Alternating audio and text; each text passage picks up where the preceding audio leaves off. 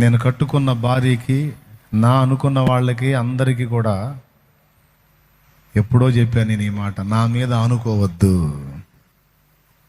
నా మీద ఆనుకుంటే మోసపోతారు.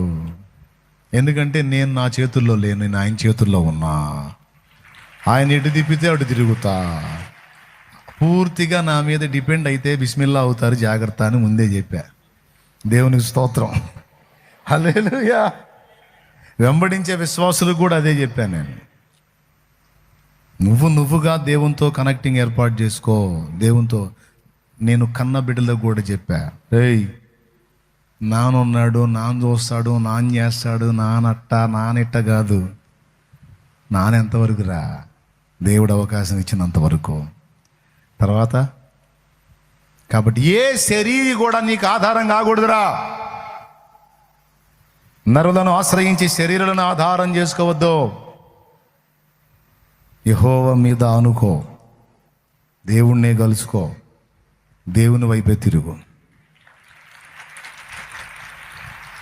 ఇర్మియా గ్రంథం 17:5 ఏం రాశారు రిఫరెన్సు?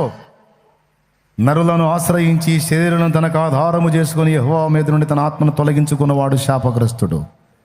వాడు ఎడారిలోని అరహు వృక్షము వలె ఉండును, మేలు వచ్చినప్పుడు అది వానికి కనబడదు, మేలు పొందలేడు.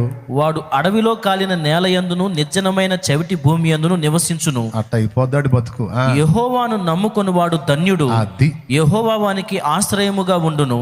వాడు జలముల యొద్ద నాటబడిన చెట్టు వలె నుండును. అది కాలువల ఓరను, దాని వేళ్ళు తన్నును. వెట్ట కలిగినను దానికి భయపడదు. దాని ఆకు పచ్చగా నుండును.